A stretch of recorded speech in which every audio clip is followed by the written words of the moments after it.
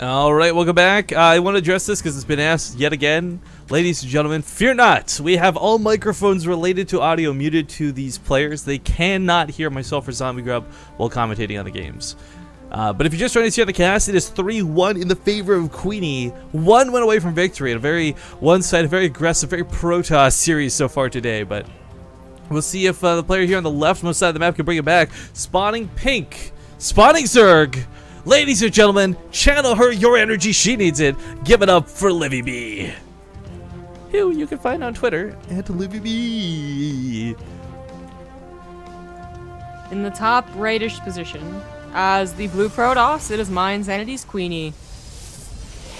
Who you can find on Twitter at MYIQueenE. Once again, highly recommend following both of these lovely ladies. But here's the thing about this matchup that's so interesting. A lot of people came into this. We saw it in the Team Liquid thread. We saw it through like a Ligulac stats. We saw it through, I think, just general consensus. People thought QueenE was going to get stomped today. That Livibee had this in the pocket, no problem. And QueenE showing that's like, you know what? Screw you, statistics. In the face of adversity, she comes out swinging. And 3-1's a good lead, but it's hardly over yet. This was Livibee's map pick. It is the North American server once again, as we've been server hopping back and forth. And, well, pool first is a good start to the game. Oh. Well, this isn't actually aggression, though. So. No, but I mean, it's not the 3 hatch before pool is what I'm happy about. I know. But I mean, we were hoping for aggression, right? And that could still certainly happen, but it's just, you know, this is just safe. Maybe this is the time that QueenE goes for Cannon Rush. Yeah. That would be actually... that would be hilarious if that's like the build she saved. Like, the one of all builds to save in your back pocket, you're like, alright, cannons. But I don't know, the thing that's so scary about what QueenE's been doing as well, I mean, we keep joking about this whole Protoss thing, and for those who missed the interview at the start of the series, she said before, you know, Livibee, I hope you're ready to feel the power of Protoss. And she's really been going heavy with the all-ins. Protoss, I think, without an argument, does have some of the strongest all-in potential in the game, but we did see on King Sejong, Livibee show us that if you can hold off that all-in, that's all it takes to really swing the momentum back in your favor. Now that's a lot easier said than done. You need combination, unit composition, scouting information, preparedness. I mean, it's not easy dealing with a 4-gig as a Zerg player, but it is doable, and we've seen it already once today. So I'm hoping that if it is going to be the case where Livibee is going to have to deal with that aggression, I mean, even back on that last map on Merry-Go-Round, we saw a little bit of a strange engagement out of QueenE, never really taking that hatchery down. But the same for Livibee, never really focusing the Immortals. I think one thing that's really nice though is after a match like this, where there is some stakes in the line. I mean, for those who don't know, it's $200 for first place, $100 for second. So, I mean, they're both getting paid, but one gets paid more, but they're both playing their best. This isn't some slacking like, alright, it's a ladder game, you brush it off because you lost and move on. I was totally paying attention and not trolling the chat with hoys. No, I know you were. I saw it. That's why I kept talking for so long. For those who are always like, Riff can always talk, so never let Zombie Grub talk. This is why, right here. Oh, yeah, okay. Yeah. Sure. Oh, yeah, I haven't looked all day. What is this on Livibee's thing? Sydney? Oh, yeah, she wanted us to shout it out. SCS, Sydney Collegiate Starcraft. Alright, cool. I guess, okay, yeah, I guess for those who don't know, Livibee is Australian, so if you're not already in love with her just from seeing her, wait till you hear her voice. Oh my god. That accent. Didn't they already hear her voice in the beginning? Yeah, but maybe they just tuned in. I don't know. Okay, well, wait until, tune in continuously until you hear her voice. Whatever, my point was, I love Australian accents. Bottom line, guy, girl, doesn't matter. That accent. Oh, wow, it's a really early Rocheworn. But, when I was teaching my English, my Hungarian student, she was like, I asked her, like, if her host family was Southern, and then I had to, like, try and, like, replicate a Southern accent. Y'all. And I did it so bad. I got the y'all right, but then I kept on trying to talk, and it came out like New York.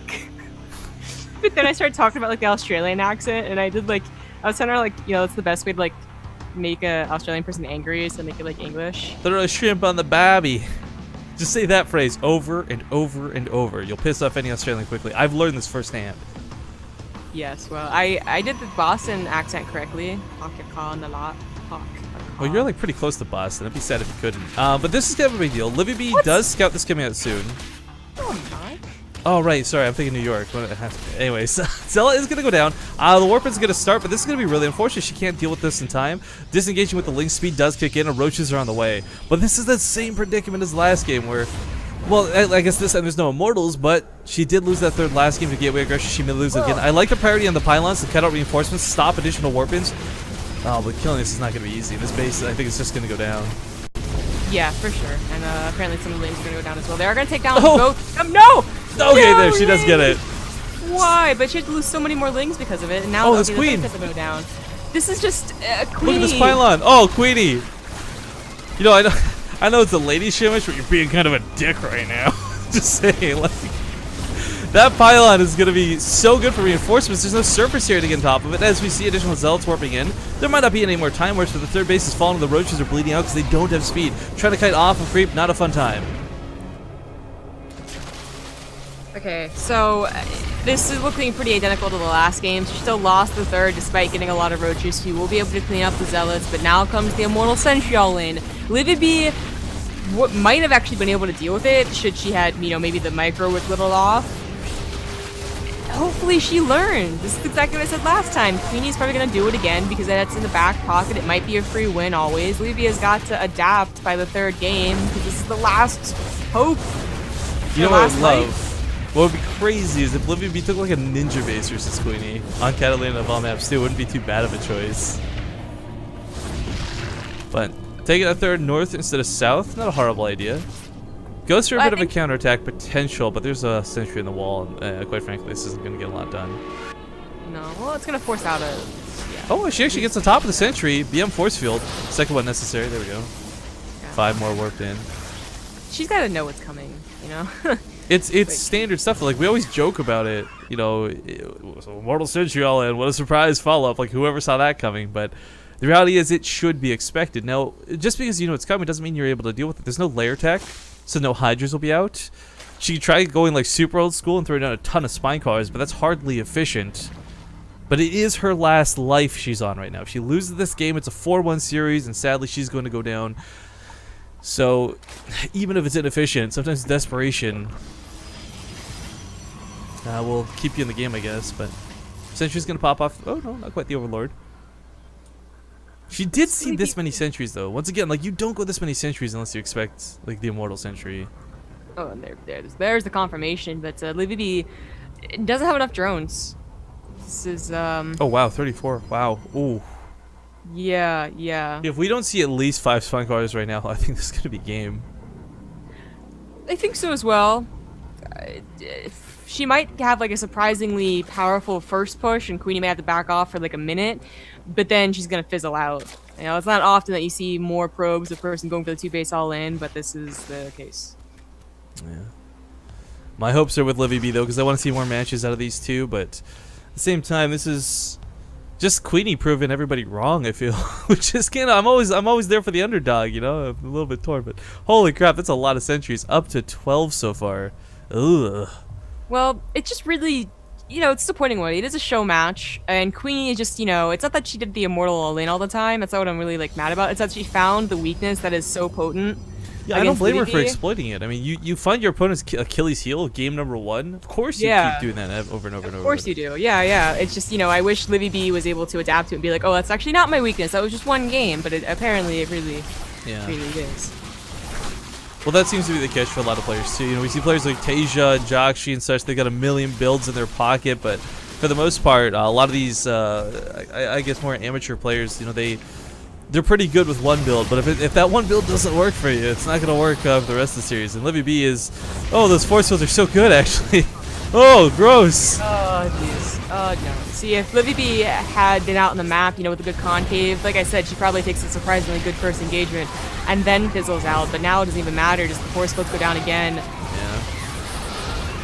You know, using only 2 of these ramps, too, it seems like it should be a lot easier said than done. But, okay, there we go. I was going to say, usually you see 3 just because it's a little bit scared, a little bit paranoia. But the force fields out of QueenE, quite frankly, have been absolutely exactly what was necessary so far. Yeah. Not really wasting a whole lot. Maybe right there, you know, 1 more than necessary, 2 more than necessary. But she still has so much, and there hasn't really been a big battle yet. Yeah, this really reminds me of the old school days where you'd see a lot of Zerg players trying base trade, specifically because of situations like this. You know, faster mutas, faster harass. But Gets on top of the Immortals. Does focus the Immortals this time. Liking the difference, but I think it's too little too late. The Roach count's just simply not there. A small counterattack goes up on the other side of the field, but there's no way she's breaking in and dealing enough damage with that small amount of things.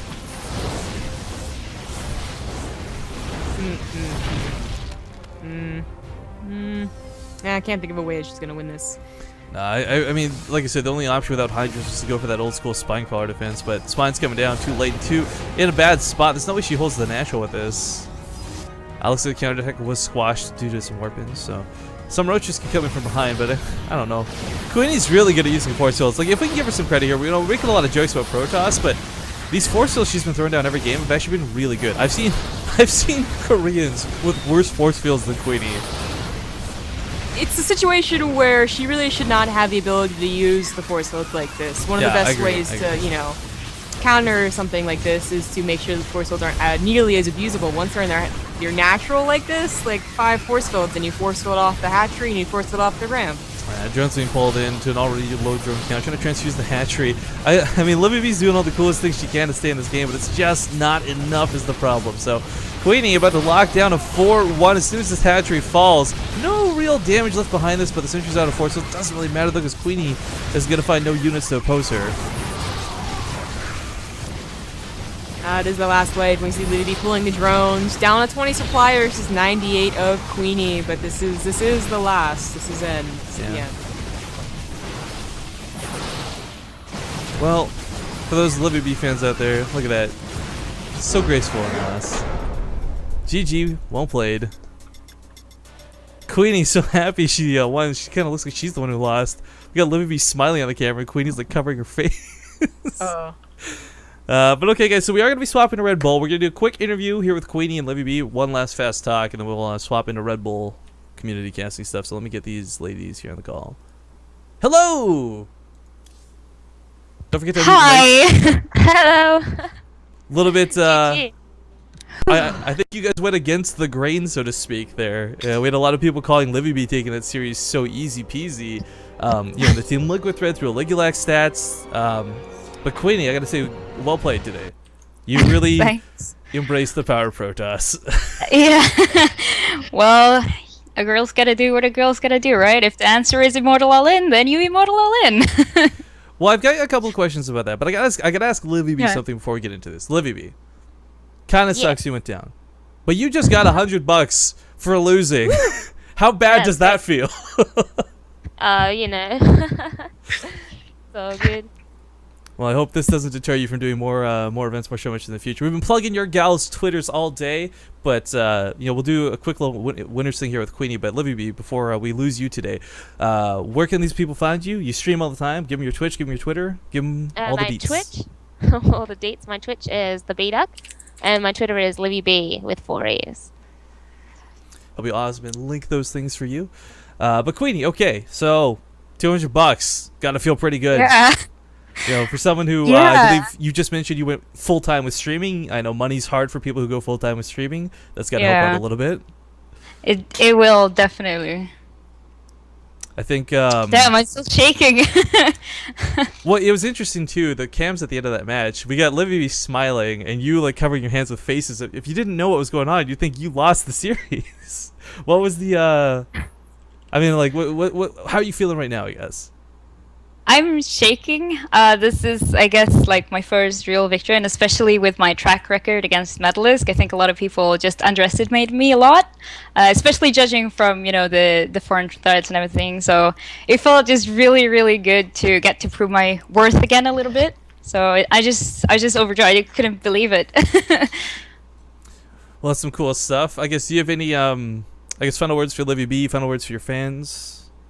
First, Livibee, I can't wait for you to come to Stockholm. Oh my god, this was a pure joy to be able to play you, just because I love playing against you, and they were really good matches. And thank you, Bay Street, for hosting it, and thank you for all the fans who tuned in and cheered for us. It's been really cool.